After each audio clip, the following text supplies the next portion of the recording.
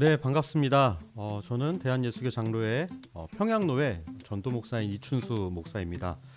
오늘은 대한예수교 장로회 총회 재정부와 우리 한국기독교교회 협의회가 함께 교회와 그리고 또 목사님들이 세금 관련해서 궁금해하시는 부분들, 특별히는 교회 입장에서 재산이나 이런 것들을 매각하고 했을 때 어떤 것들을 생각해야 되는지 질문들을 우리 세무사이신 김진우 장로님 모시고 함께 좀 나눠보는 시간 갖도록 하겠습니다. 오늘 2편에서는 교회 입장에서 교회가 가지고 있는 재산들 그것을 혹시 처분했을 때 그 대금을 어떻게 관리해야 되는지 이런 내용들을 좀 중심적으로 나눠보도록 하겠습니다.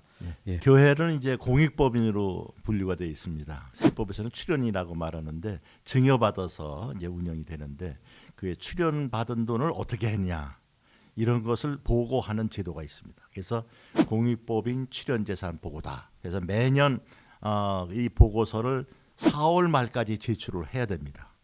그동안에 우리 교회에 대해서도 공익법인 출연재산 보고를 계속 권유를 했었습니다. 그런데 작년부터 교회에 부동산으로 증여받았다든가 또 부동산을 처분했다든가 그런 게 없이 그래서 순수하게 헌금만 있다. 그런 데는 공익법인 출연재산 보고를 안 내도 된다. 그래서 금년 4월에는 좀 우리 교회들이 이 제출하는 거에 대해서 좀 자유스러워졌을 것 같습니다.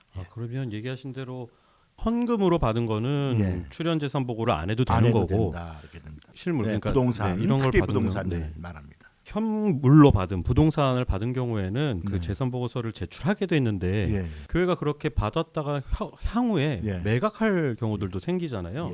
요 매각 관련돼서 좀 주의하거나 알고 있어야 될 건요. 그래서 이제 그 두 가지인데요. 부동산은 이제 증여받은 경우, 그다음에 또 하나는 매각하는 경우, 이제 두 가지로 구분할 수 있는데 증여받았을 때는 남한테 증여를 받았으니까 증여세를 내야 되잖아요. 그렇죠. 근데 교회는 증여세를 안 물리고 있단 말이에요. 왜 안 물리느냐 하면 공익법인이기 때문에 공익사업에 써라. 만약에 안 쓰면 물린다 그런 얘기입니다. 목적이 공익에 한해돼 공익에 있으니까. 그래서 예를 들어서 우리가 부동산을 받았는데 뭐 예배당으로 썼다든가 뭐 이렇게 쓸 적에는 그건 증여세를 안 물립니다. 그래서 그것도 기간이 있어요. 3년 안에 써라.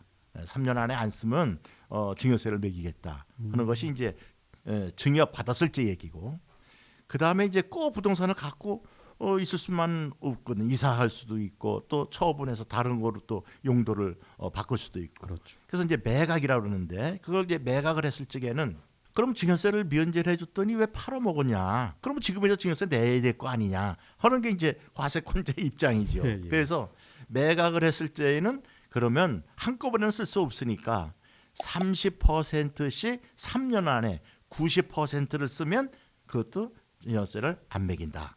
이렇게 이제 규정이 되어 있습니다. 그 매년 30%에서 3년 동안 90%를 산도록 했는데 그 90%라는 거의 의미가 뭔가요? 그 정도는 다시 써야지. 애초에 증여받은 그 부동산을 고위목적에 쓰는 거와 마찬가지 아니냐. 그래서 이제 90%로 이렇게 정해 있고, 근데 실무에서 이제 어떤 일이 있느냐면요, 부동산을 매각한 것 중에서는 증여로 취득한 것도 있고, 매매로 취득한 경우도 있고, 처음에 취득 당시에 이제 이런 경우가 있을 수 있거든요.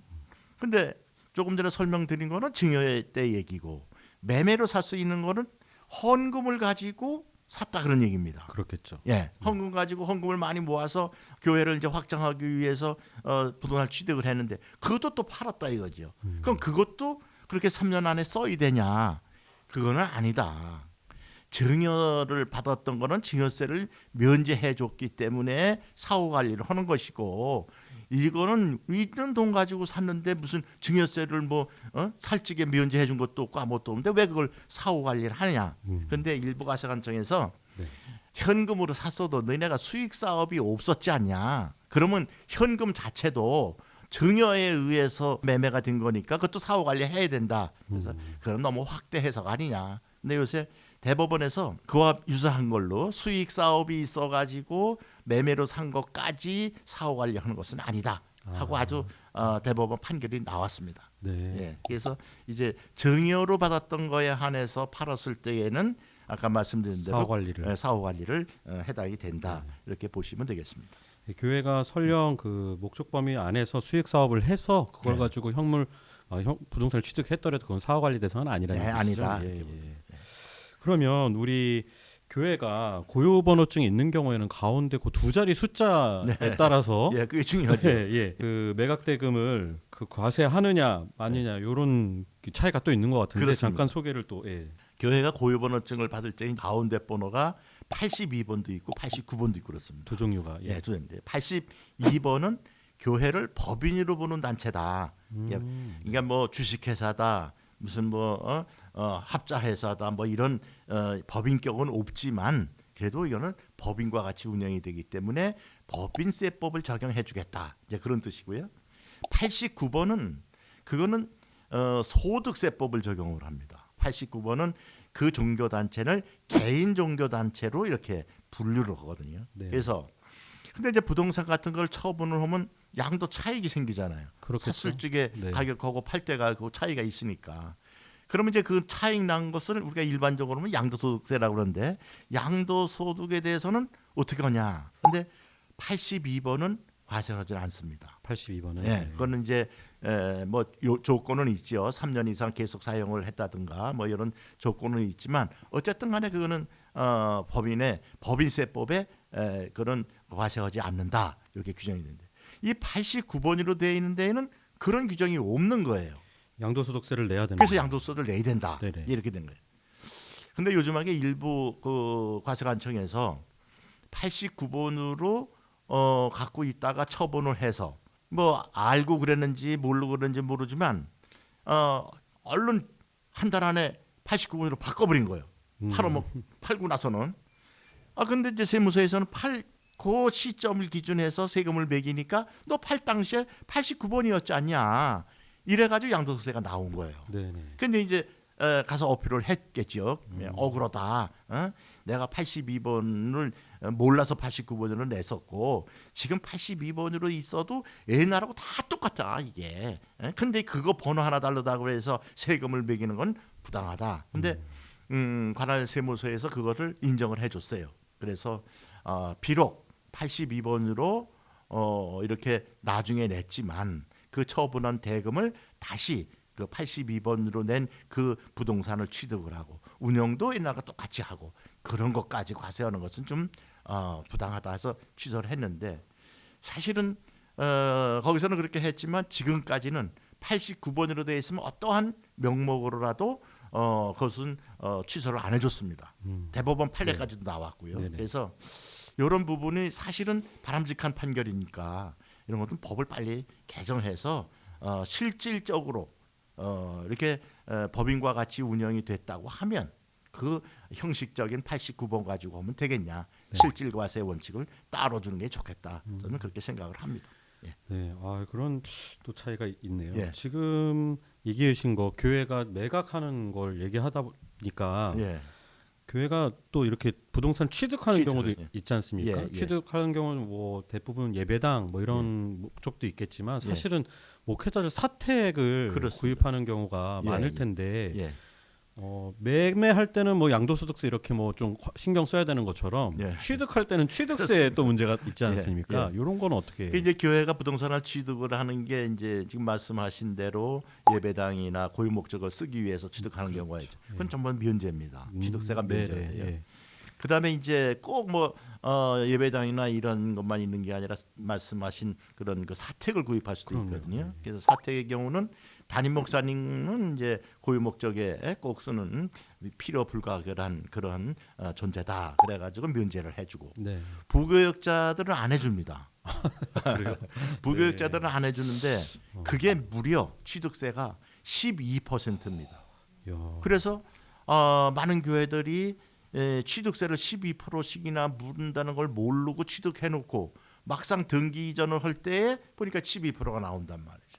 그 매매가 다 되고 뭐 계약을 취소할 수도 없고 그러니까 이런 그 막중한 세금이 나오는데 자 이런 것은 빨리 개정 청원을 해서 일반 세율로 일반 지금 개인들이 취득하는 것은 뭐 1세대, 2세대, 3세대 이렇게 따라서 취득 세율이 조금씩은 다르지만 뭐 1세대 같은 경우는 아주 뭐 이거에 뭐 10분의 1밖에 안 되는 정도의 아주 낮은 세율이니까 이런 것은 좀 개정을 빨리 해야 된다. 12%면 굉장히 무겁게 과세를 하는 거잖아요. 예. 그렇습니다. 그렇다고 우리 부교역자들이라고 집이 없는 것도 아닌데 교회가 그렇게 부교역자들의 사택을 예. 용도로 구매할 때는 네. 매입을 할 때는 그 취득세를 좀 바꿔야 좀 가볍게 예. 좀 다른 관점에서 봐야 될 필요가 있을 것 같긴 하네요. 예, 그렇습니다. 그 외부 세무 확인 대상이라는 게 또 있는 것 같은데요. 네. 요거는 또 어떤 내용일까요? 이제 출연재산 보고와 이건 관련된 사항이거든요. 이제 공익법인이 이제 12월 말 현재 사업년도라고 그러는데 사업년도 말 현재 총 재산가액이 5억이다. 또 그 1년 동안 들어온 출연 받은 돈 그다음에 또 무슨 수익 사업을 했다든지 해서 들어온 수입이 현금이 네. 3억이 넘는다. 그러면 뭐 이게 작은 규모는 아니다 이거죠. 그렇죠. 예. 그러니까 그럴 경우에는 외부 세무 확인을 받아라. 그래서 외부 세무 확인하는 것은 이제 뭐 변호사, 회계사, 세무사 이인한테 가서 이렇게 받은 것을 공유를 목적으로 썼냐 안 썼냐는 것을 확인을 받아라. 근데 과세관청에서 그걸 일일이 다 확인할 수가 없으니까 이게 전문가들한테 이제 의뢰를 해서 거기서 맞다 그러면 이제 그걸로 인정을 해주고 이제 그런 제도입니다. 예. 그렇게 외부 세무 확인을 받았다라는 사실을 또 나중에 국세청에다가 보고를 합니다. 보고를 하게 되나요? 예. 저는 개인적으로 뭐 일하는 목회자이기도 하지만 사실은 이제 작은 개척교회랄까요? 상가교회에서 사역을 또 주일에는 하고 네. 있는데 네. 상가교회라고 한다라는 건 임대료를 내거든요. 그렇지. 예. 근데 임대료를 교회 입장에서는 내지만 상대방은 임대업자잖아요. 그렇습니다. 그럼 당연히 이제 부가세를 내게 되는데 그렇죠. 보통 일반 사업자들이 부가세 낸 거 나중에 뭐 이렇게 계산해서 환급 받는 경우도 있지만 교회도 그게 가능한가요? 어려운 문제거든요. 예. 임대할 때에 임대료가 얼마입니까? 안 이런다고요. 그럼 이제 그 임대 놓는 사람이나 부동산에서 부가가치세 얘기는 안 해요. 대개가 뭐 한 달에 200만 원입니다. 뭐 한 달에 얼마입니다. 이제 이런.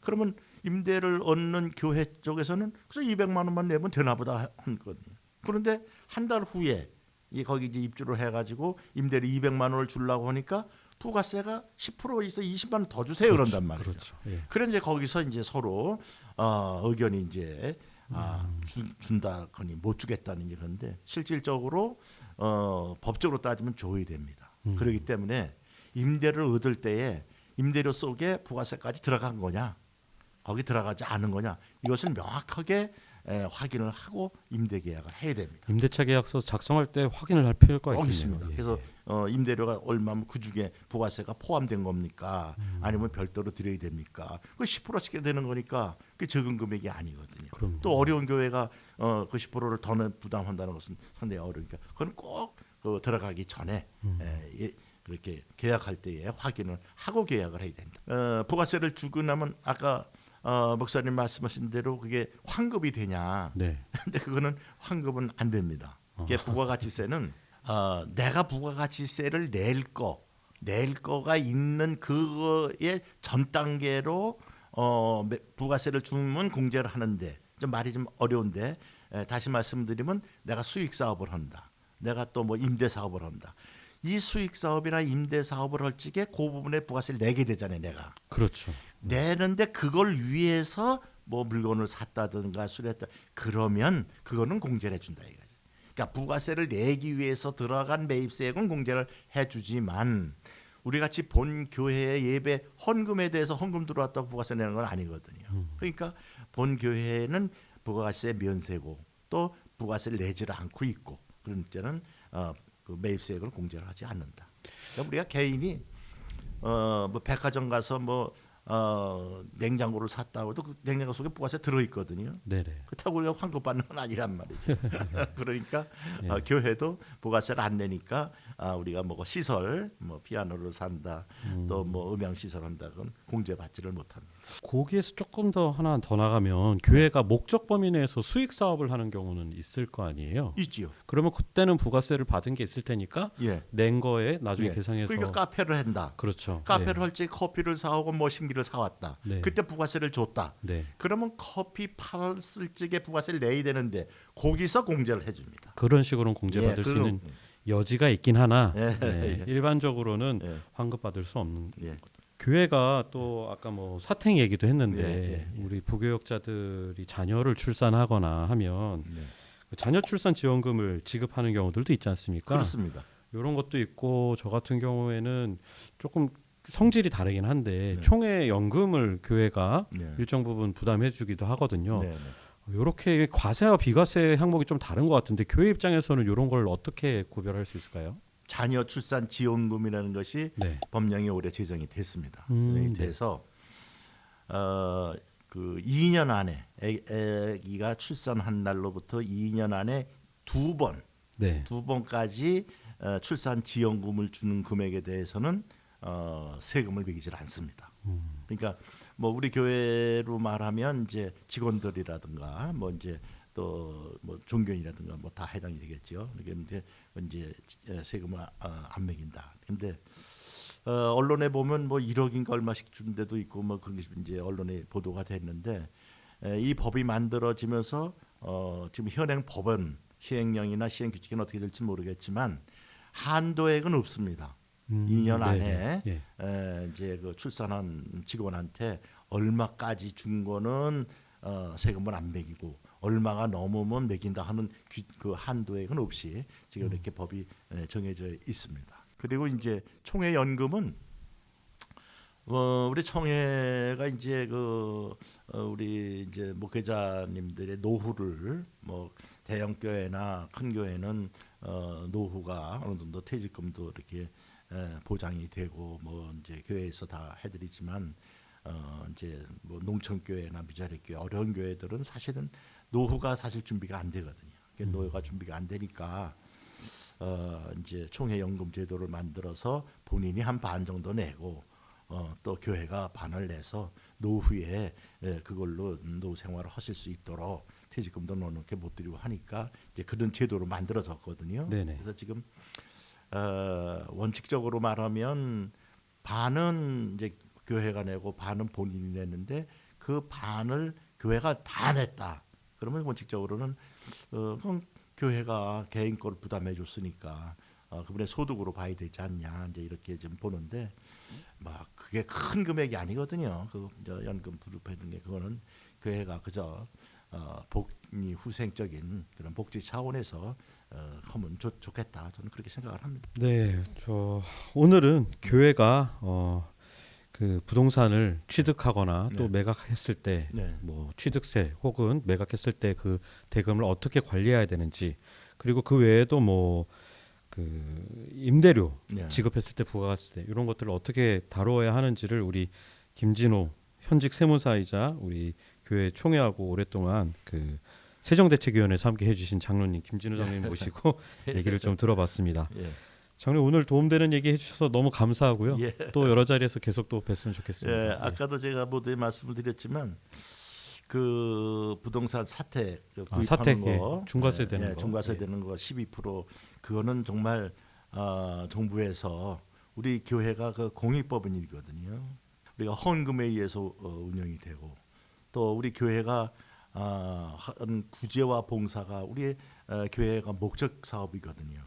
그래서 이렇게 많은 세금을 내게 되면 결과적으로 정부가 할 수 없는 일, 또 일반 사회가 할 수 없는 일을 교회가 담당하고 있단 말이죠. 근데 이게 너무나 많은 세금이 이렇게 납부가 되면 그런 구제와 봉사 참 보이지 않는 그런 곳을 우리가 교회가 돌보기가 힘들어진다. 그러니까 이것은 개정이 돼야 되겠고 그다음에 종합부동산세라는 게 있습니다. 네네네. 종합부동산세에서도 우리 그 부교육자님 사택에 대해서는 일반 기업의 사원용 주택 이렇게 합산 배제해서 사원용 주택과 마찬가지로 종합부동산세를 안 매깁니다. 안 매기고 꼭 매겨야 될 것도 매기게 되면 일반 세율 적용 신청이라는 걸 받아가지고 일반 세율로 적용해서 과세를 합니다.